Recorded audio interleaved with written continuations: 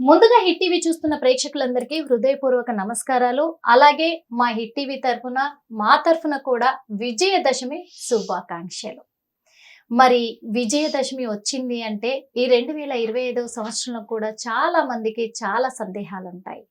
అసలు ఎలా జరుపుకోవాలి విజయదశమి? అలాగే మాలయాళ అమావాస్య కూడా వస్తూ ఉంటది కదా. మరి ఈ మాలయాళ అమావాస్య ప్రత్యేకత ఏంటి? ఏం చేయాలి? అందులో ఇంకొకటి, అదే రోజున అమావాస్య వస్తుంది, సూర్యగ్రహణం కూడా వస్తుంది.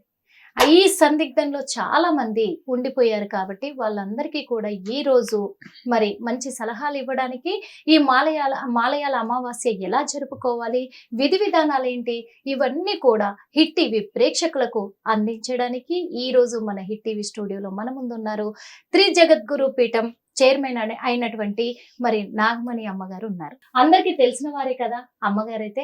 మరి అడిగి తెలుసుకునే ప్రయత్నం చేద్దామా? అమ్మ నమస్తే అమ్మా. నమస్కారం అమ్మా. ముందుగా మా హిట్ టీవీ తరఫున, హిట్ టీవీ ప్రేక్షకుల తరఫున మీకు విజయదశమి శుభాకాంక్షలు. చాలా మంచిదండి, సంతోషం. అలాగే హిట్ టీవీని చూస్తున్న ప్రేక్షకులందరికీ దసరా విజయదశమి శుభాకాంక్షలు. మీకు కూడా అమ్మా. కానీ ఈ విజయదశమి వచ్చింది, అందరికి విజయదశమి రాగానే పెద్ద పండగ. అందులో తెలంగాణలో చాలా పెద్ద పండగ విజయదశమి అంటే. వాస్తవంగా ఆయుధ పూజలు చేసుకోవడం అన్ని ఉన్నాయి, కానీ అన్నింటికంటే ముందు మాలయాళ అమావాస్య. అవును. ఈ మాలయాళ అమావాస్య అంటే ఏంటి అసలు? ఎవరు జరుపుకుంటారు? ఒకవేళ జరుపుకునే ఆనవాయితీ ఉన్న వాళ్ళు ఎలా జరుపుకోవాలి? అంటే ఈ సంవత్సరం మరి ఇంకా కొన్ని సందేహాలు ఎందుకు ఎక్కువయ్యాయంటే అదే రోజున సూర్యగ్రహణం కూడా వస్తుంది. అవును. ఈ సూర్యగ్రహణం వస్తుంది కదా, ఈ రోజు జరిపించొచ్చా లేదా, అసలు ఎప్పుడు జరిపించుకోవాలి, జరిపిస్తే ఈ సూర్యగ్రహణాన్ని ఎలా పాటించాలి, ఇటు మాలయాళ అమావాస్య ఎలా చేయాలి అనే సందేహంలో చాలా మంది పడిపోయారమ్మా. మరి మీరిచ్చే సూచనలు ఎలా ఉండబోతున్నాయి? చాలా మంచిది. అసలు అమావాస్య మనకు ఉన్న 7 రోజుల్లో కూడా ఆదివారం రోజున రావటం అనేది చాలా విశేషం. ఎవరైనా సరే ఆధ్యాత్మికంగా అట మంత్రపరంగా కానీ తంత్రపరంగా కానీ సాధన చేసుకునే వాళ్ళకి అసలు ఒక అద్భుతమైన రోజు అన్నమాట. సాధనా మార్గానికి ఒక మంచి పట్టున్న రోజు. అందులోనూ సూర్యగ్రహణం రావటం కూడా. గ్రహణం అనేది ఏ దేశంలో ఎక్కడొచ్చినా గ్రహణం గ్రహణమే, అది పట్టే. కాకపోతే ఒక రాత్రిపూట 10:52 అలా రాత్రిపూట వస్తుంది కాబట్టి పగలు మనకి ఆ రాత్రి సూర్యుడు మనకి కనిపించడం వస్తుంది కాబట్టి మన దేశంలో సూర్యగ్రహణం లేదు. మన దేశంలోనే లేదు సూర్యగ్రహణం లేదు. ఆస్ట్రేలియా ఎక్కువగా సముద్ర ప్రాంతాల్లో ఎక్కువగా ఇది కనిపిస్తోంది అని కూడా మనకి శాస్త్రజ్ఞులు చెప్పడం జరుగుతోంది. కాబట్టి గ్రహణం అనేది మనకు వర్తించదు. దానికి సంబంధించిన నియమనిష్టలు కూడా మనం ఆచరించాల్సిన అవసరం లేదు. ఏదైనా మనం ఆ రోజున జరిగే కార్యక్రమాలని చక్కగా గ్రహణానికి సంబంధం ఉంది అని అనుకుని చేసుకోకుండా ఉండటానికి అవసరం ఏం లేదు. చేసుకోవచ్చు, తప్పక చేసుకోవచ్చు. ఎందుకంటే లాస్ట్ వారం కూడా ఇదే అవడం తోటి చాలా మంది సందేహంలో పడ్డారు. అవునవును. చివరి రోజు కదా ఇప్పుడు భాద్రపద అమావాస్య ఆదివారం, చాలా విశేషం. ఎవరైనా జపాలు చేసుకోవాలన్నా అందులోనూ పితృపక్షాల్లో చివరి రోజు. కాబట్టి ఎవరైనా పితృపక్షాలు ఆచరించని వాళ్ళు ఇప్పటిదాకా అంటే 15 రోజులు ఆచరించిన వాళ్ళకి చివరి రోజు చివరి అవకాశం. ఆ రోజున చేసుకోవటం వల్ల విశేష ఫలితాలు ఉంటాయి. అదొకటి. ఎవరికైనా శని మహర్దశ జరుగుతున్నా, శని దోషాలు ఉన్న వాళ్ళు గాని, శనికి కూడా ప్రీతికరమైన రోజు కాబట్టి అట్లాంటి వాళ్ళు కూడా ఈ రోజున ఏదైనా పూజాది కార్యక్రమాలు, హోమాలు, క్రతువులు ఆచరించడం వల్ల విశేష ఫలితాలు ఉంటాయి. ఎప్పుడు ఈ రోజున ఏదైనా దాన ధర్మాలు చేసుకోవటం గాని శనికి ప్రీతికరమైంది.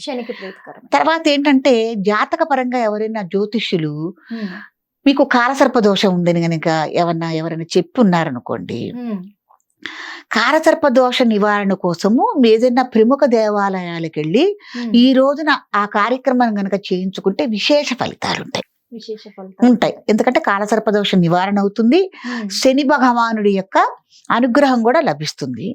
శనికి ఒకవేళ శని దశ మీకు జరుగుతోంది అనుకుంటే శని మహర్దశలో మళ్ళీ మీకు ఇంకేం జరుగుతుంది, రాహువా కేతువా ఏమిటి అనేది మీకు జ్యోతిష పండితులు చెప్తారు. వాళ్ళకు కూడా కాస్త జపం, తర్పణాది, హోమాది కార్యక్రమాలు చేసుకోవటం, వాడికి తగ్గ నల్ల నువ్వులు అవి దానం ఇస్తారు కదమ్మా, బెల్లం కానీ అవన్నీ, అవి దానాలు ఇచ్చుకోవటం మంచి పద్ధతి. అలాగే విశేషంగా గోవుకి, కాకులకి ఈ రోజున మనం ఎవరికన్నా బీద సాధలకు కూడా వారికి తగ్గ ఆహారాన్ని మనం ఏర్పాటు చేయటం అనేది కూడా చాలా పుణ్యప్రదమైంది. పితృదేవతల ఆరాధన ఈ రోజు చేయటం అనేది చాలా విశేషమైంది.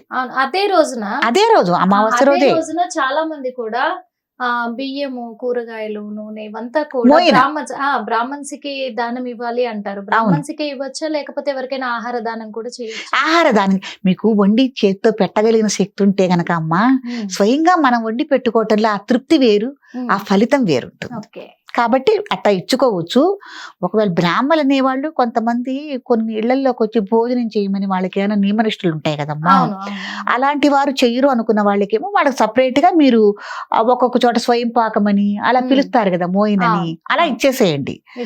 లేదు మాకు శక్తి ఉంది అలా ఇచ్చుకుని కూడా ఒకళ్ళకి మన ఇంట్లో స్వయంగా వంట చేసి ఒక 10 మందికి పెట్టుకున్నాం అనుకున్నప్పుడు పెట్టుకోవచ్చు.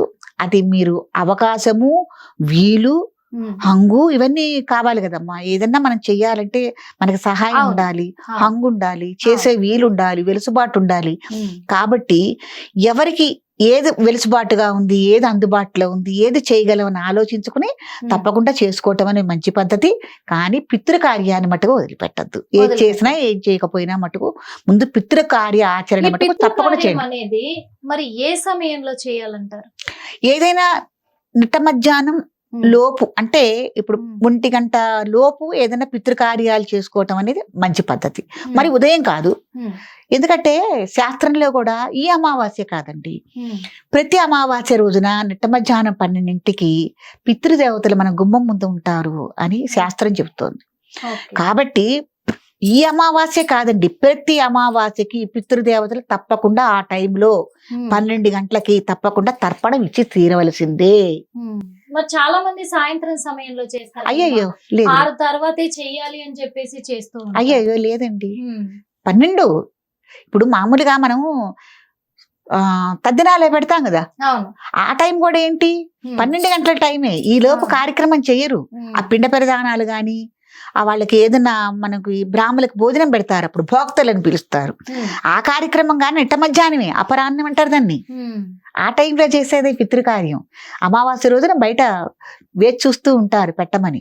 కాబట్టి మనం నిండుగుండా అన్నం ఉంటుంది కదా, దాంట్లో ఒక ముద్ద తీసి కాకికి పెట్టి తర్పణం వదలటం అనేది మంచి పద్ధతి. ప్రతి అమావాస్యకు కూడా మనం చేయొచ్చు. పితృదేవతలు సంతోషిస్తారు, ఆ కుటుంబం చాలా సౌఖ్యంతో, పిల్లా జిల్లాతో, సుఖ సంతోషాలతో ఉంటారు, వాళ్ళు ఆశీర్వదించి వెళ్తారు. కాబట్టి ఈ మాలయ పక్ష అమావాస్య, భాద్రపద అమావాస్యని అందరూ చక్కగా సద్వినియోగపరచుకోవాలి. థ్యాంక్ యూ సో మచ్ అమ్మా. హిట్ టీవీ యాప్, ఇందులో short news, live news, entertainment shows, movies, digital magazines తో పాటు మీ జిల్లా వార్తలను కూడా ఫ్రీగా చూడొచ్చు. ఇంకెందుకు ఆలస్యం, వెంటనే హిట్ టీవీ యాప్ ని డౌన్లోడ్ చేసుకుని ఫ్రీగా ఎంటర్టైన్మెంట్ పొందండి. Hit TV app, hit TV app, please download hit TV app. Hit TV app ని ఫ్రీగా డౌన్లోడ్ చేసుకుని ఎంజాయ్ చేయండి. మీకు నచ్చిన ఎంటర్టైన్మెంట్ కోసం హిట్ టీవీ యాప్ ని ఫ్రీగా డౌన్లోడ్ చేసుకుని ఎంజాయ్ చేయండి. హిట్ టీవీ యాప్ ని డౌన్లోడ్ చేసుకుని ఆస్వాదించండి, ఆశీర్వదించండి. ఇంతమంది సెలబ్రిటీలు హిట్ టీవీ యాప్ ని డౌన్లోడ్ చేసుకోండి అని చెప్తున్నారంటే ఎంత మంచి యాప్ ఆలోచించండి. అమెరికా అమెరికా అమెరికా అమెరికాలో చదవాలనుకునే వాళ్ళకి విశ్వసనీయమైన పేరు మన శౌర్య కన్సల్టెన్సీ. UK లో 1 year masters, UK లో 1 year masters, 2 years work permit up to 5 years visa. Contact Saurya Consultancy. Contact 89851 89851.